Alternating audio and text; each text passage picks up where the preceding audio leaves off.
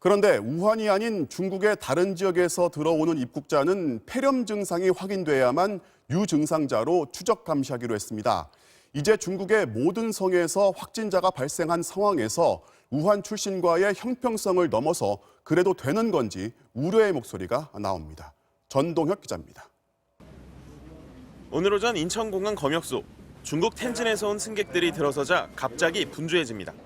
모든 승객들로부터 건강 상태 질문서를 받고 비접촉 체온계로 이마나 목의 온도를 검사합니다.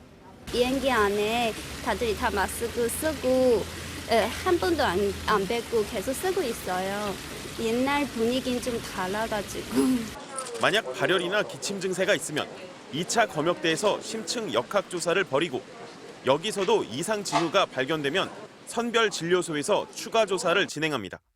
그런데 추가 조사는 코로나 바이러스 유무를 확인하는 판코로나 검사가 아닌 인플루엔자, 이른바 독감 검사로 실시합니다.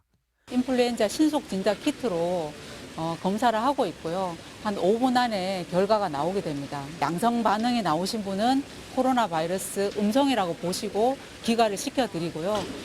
판코로나 검사는 결과가 나오는데 8시간이나 걸리는 데다 국내 유증상자 180여 명 대부분이 인플루엔자에 걸린 걸로 나타날 만큼 코로나 바이러스와 인플루엔자에 중복 감염됐을 가능성은 낮다고 보기 때문입니다.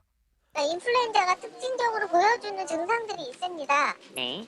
그 증상과 부합하고 네. 인플루엔자 검사에서 양성이 나왔다면 인플루엔자라고 보는 게 합당한 거죠. 하지만 매뉴얼대로라면 이런 독감 검사조차 하지 않는 게 원칙입니다. 지난 28일부터 후베이성 외 중국 입국자는 폐렴 증상이 있어야만 유증상자로 분류되기 때문입니다.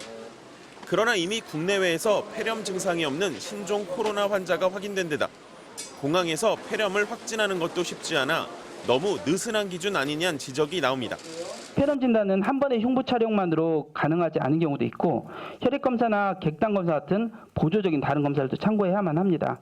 이에 대해 보건당국은 원칙은 폐렴이 기준이지만 현재는 현장 상황을 고려해 발열과 호흡기 증상으로 검사 대상을 선별하고 있다고 설명했습니다. 어제 하루 인천공항 입국 검역대를 거쳐간 중국 승객은 19,000명. 실시간으로 신종 코로나를 가려낼 수 있는 전용 검색 키트가 나오기 전까진 시간과의 싸움이 이어질 걸로 보입니다. MBC 뉴스 전동혁입니다.